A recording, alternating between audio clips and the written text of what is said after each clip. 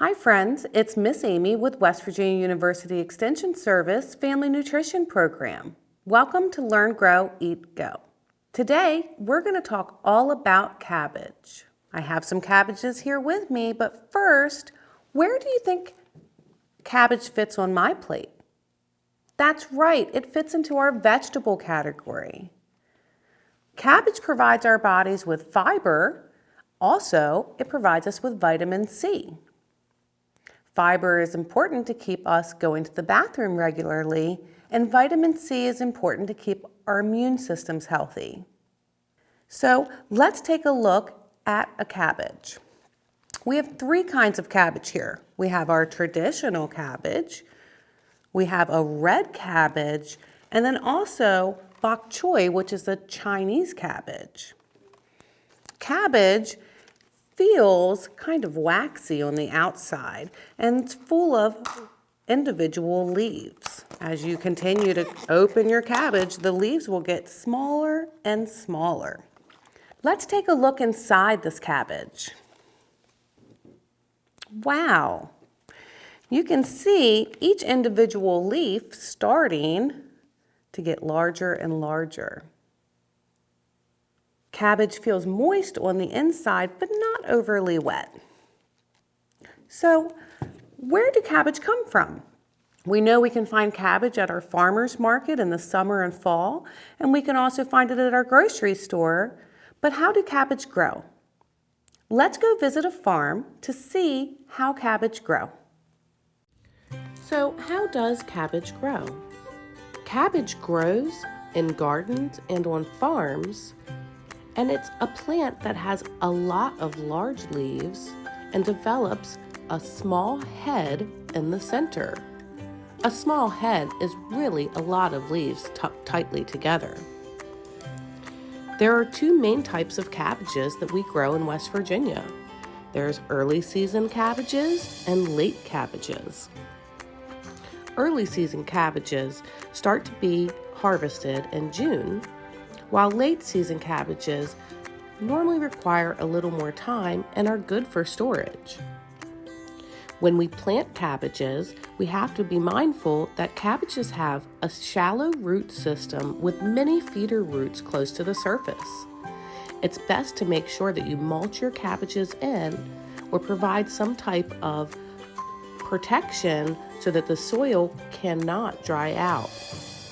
Cabbages like to be fed, which means they need a lot of nitrogen, phosphorus, and potassium during the year to help them grow the best. When we harvest cabbages, we harvest what's called the head in the middle of the cabbage, and that's what we're used to seeing in the store. When you're choosing cabbages at the farmer's market, farm stand, or your local grocery store, you want to choose firm heads with shiny, loose outer leaves.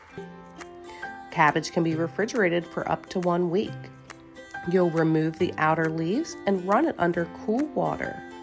Cut the cabbage into quarters and then cut the hard white core out of each piece.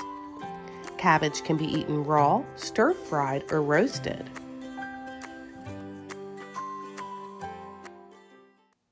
Today's story is The Carrot Seed, written by Ruth Krause. A little boy planted a carrot seed.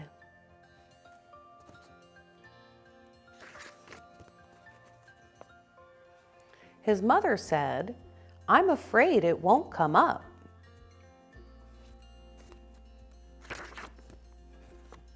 His father said, "I'm afraid it won't come up."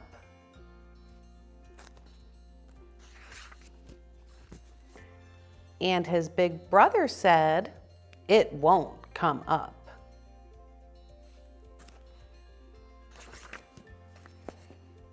Every day, the little boy pulled up the weeds around the seed and sprinkled the ground with water.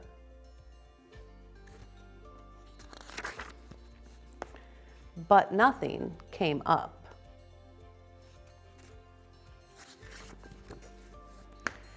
And nothing came up.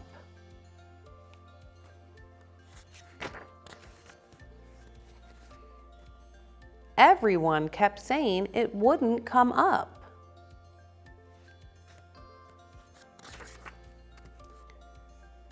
But he still pulled up the weeds around it every day and sprinkled the ground with water.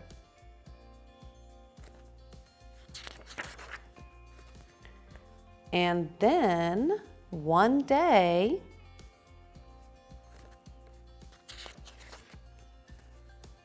a carrot came up.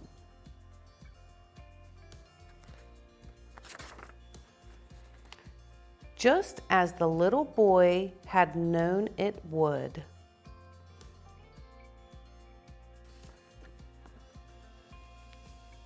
The end.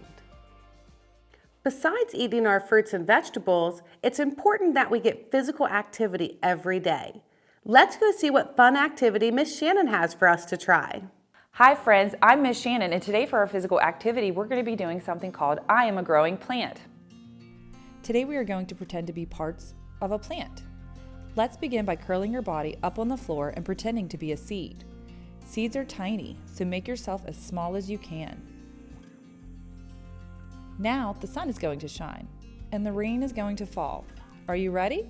We're about to feel raindrops. Now the seed has water and it has begun to get bigger. Open up your arms and start to sit up. What grows underground from the seed? The roots do. So let your roots grow by sitting with your legs underneath you. Next, stems grow from the roots. Straighten your body to be a long, straight stem. Sometimes stems are curvy and curly. Make your body curvy if you want to be a curvy stem. Let's stand up on our legs because our roots are still growing. Now stretch out your arms and open up your hands because our leaves are growing from the stem. Think about the flowers that you have seen. Flowers are different shapes and colors and are so beautiful. Lift your head up as tall as you can and show us a big, beautiful smile. Now let's review some of the parts of a plant. When I call out a plant part, I want you to move that plant part. Roots, wiggle your legs. Stems, shake the middle of your body. Leaves, wave your arms and hands. Flower, smile and nod your head. And now let's do it again. Let's begin by curling your body up on the floor and pretending to be a seed. Seeds are tiny, so make yourself as small as you can. Now the sun is going to shine, and the rain is going to fall. Are you ready? We're about to feel raindrops. Now the seed has water and it has begun to get bigger. Open up your arms and start to sit up. What grows underground from the seed? The roots do. So let your roots grow by sitting with your legs underneath you. Next, stems grow from the roots. Straighten your body to be a long, straight stem. Sometimes stems are curvy and curly.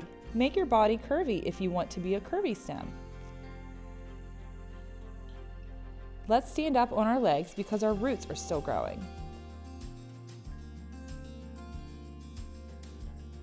Now stretch out your arms and open up your hands because our leaves are growing from the stem.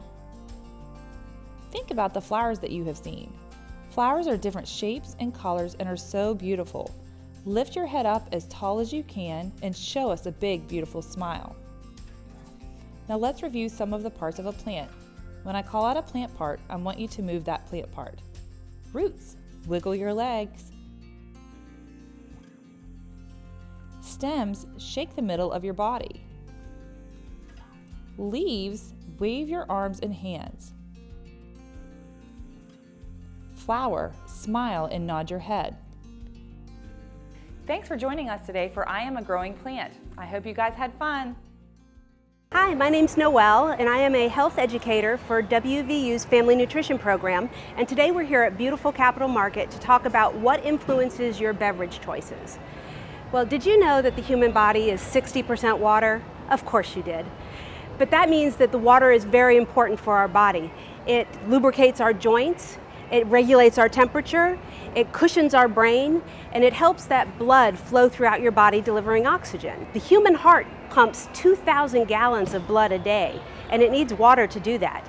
So it's very important that we get our 8 glasses of water every day. But what influences you when it's time to choose a beverage? Well, there are 2 major factors that influence our decision-making processes. Those are internal factors and external factors. Internal factors are the things that come from within us, like our personal preference, our knowledge of what's healthiest for us, or what we have a taste for. External influences are those things that come from around us, what our friends are drinking, or what our family culture is. Those are external influences. So I have a couple of scenarios here. Let's see if we can figure out whether they are internal or external influences. Scenario number 1, you're at a soccer game and your coach insists that all the players should drink sports drinks, so that's all that's provided. Is that an internal influence or an external influence? If you said external, you're right. It's what's outside of you and what's available. In this particular scenario, you can combat it by bringing a water bottle with you and drinking water instead. Scenario number 2, you're packing to go to summer camp and the weather is expected to be very hot and you know you're going to be outside a lot. You decide to pack your water bottle so you can stay hydrated. Is that internal or external? Internal. It was your own personal knowledge that you were going to want water that made you pack your water bottle. Very good.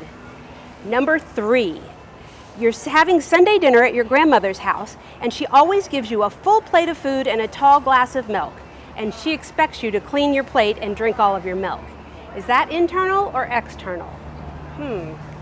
That is external. It's your family's expectations for what you do, not what you personally want to do. And that, in this case, it's externally, but it's a good influence. Last one, you're at a friend's house for dinner. They're serving unsweetened iced tea or milk. You don't like unsweetened iced tea, so you choose milk instead. Is that internal or external? It is internal. You used your own decision, you made your own decision by deciding which one you preferred personally, and that was milk. So, if you want to increase your water consumption and leave out a lot of those sugar-sweetened beverages that aren't necessary for your body, the number one thing you can do for yourself is to carry a water bottle with you wherever you go. If you have a water bottle with you, you're much more likely to drink water rather than a sugar-sweetened beverage. Thank you. Hi friends, for today's activity, we are going to be making a seed mosaic. A mosaic uses different sizes put together to make one piece of art. So for ours, we are going to use different sizes and colors of seeds. On the Junior Master Gardener's website, you can find the seed sorting mat, which helps you be able to categorize your seeds by shape or by color. You can also just use a white piece of paper and do this on your own. You will need glue. Clear glue is the best. A recycled lid, and then a couple varieties of seeds. We have here some pumpkin seeds and some cowpeas. So the first step is to use your seed sorting mat and to sort your seeds, especially if they're come mixed all together, by either shape, size, or color.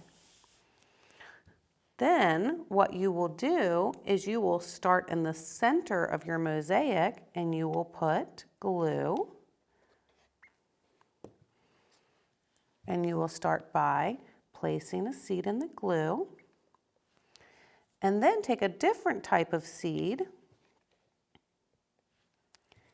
and go around in a circle and try to fill as much of the space as you can as you go around.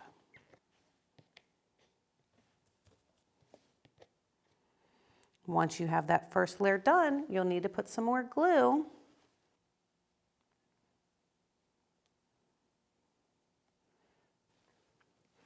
And then alternate back to a different type of seed.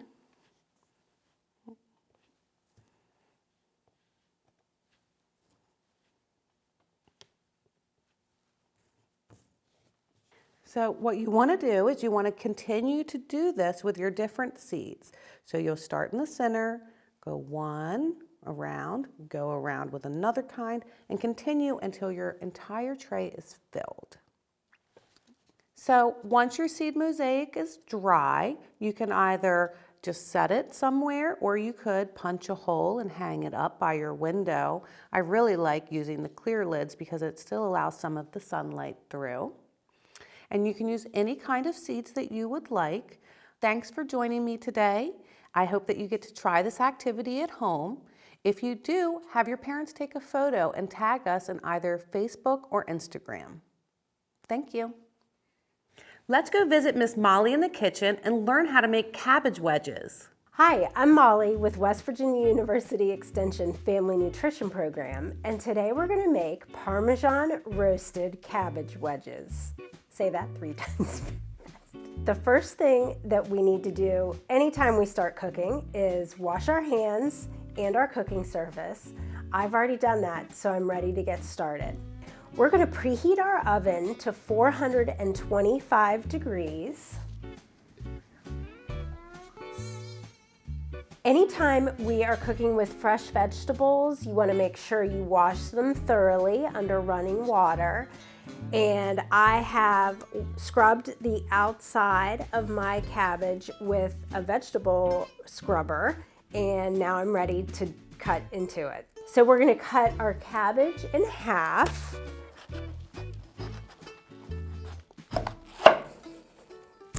And then turn our cabbage over so that our flat side is down to make it easier to cut. And cut those halves into halves.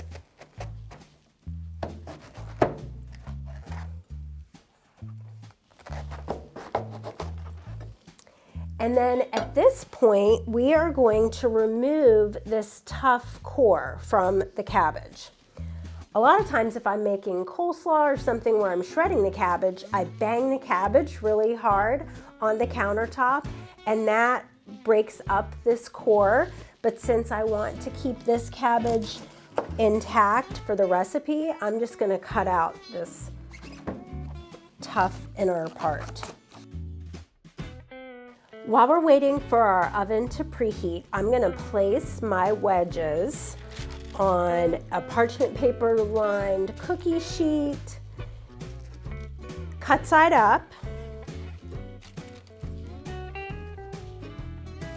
and then I'm going to brush about 4 tablespoons of extra virgin olive oil onto the wedges, and you want to make sure to get down in all the nooks and crannies. This would be a fun job for kids to do.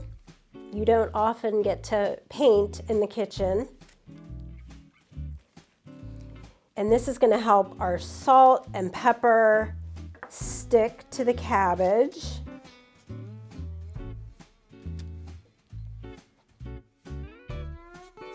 Now I'm going to add some salt and pepper to each cabbage wedge. Cabbage is full of antioxidants.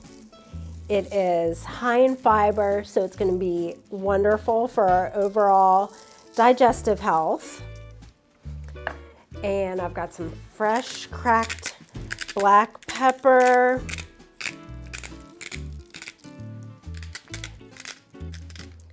Cabbage also has vitamin B6 and folate. And you can definitely not add pepper to some of these if you have children that would turn their nose up to that. I think some crushed red pepper would be good if you like spicy.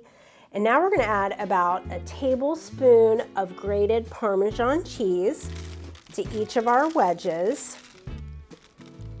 And I'm going to do the wedges, the cut side that's exposed, and then kind of turn it over because we don't want to miss out any of this yummy Parmesan cheese.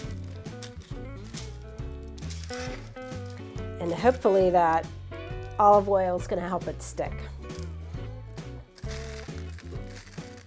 This is another job that little hands might enjoy.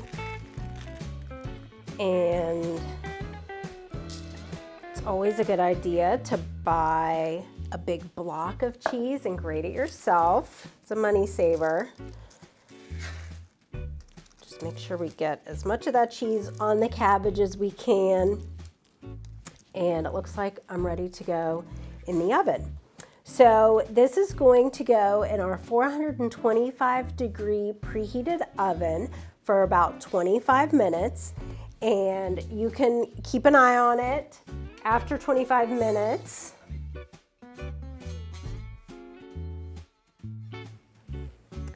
We've cooked our cabbage for about 25 minutes, and as you can tell, it is nice and golden brown. The cabbage leaves have kind of opened up and that oil has gotten down inside, and I am excited to try this.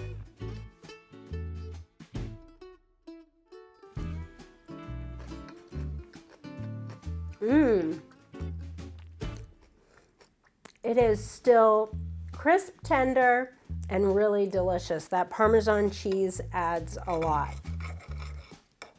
This would be a great side dish to serve alongside chicken or fish, and it is something that the kids can help you cook in the kitchen and then enjoy afterwards. Thank you so much for stopping by. I hope you check out our webpage for the full recipe and subscribe to our YouTube channel to get all of our video uploads. Thanks again. Bye-bye. Today has been a lot of fun. Thanks for joining us. We'll see you next time.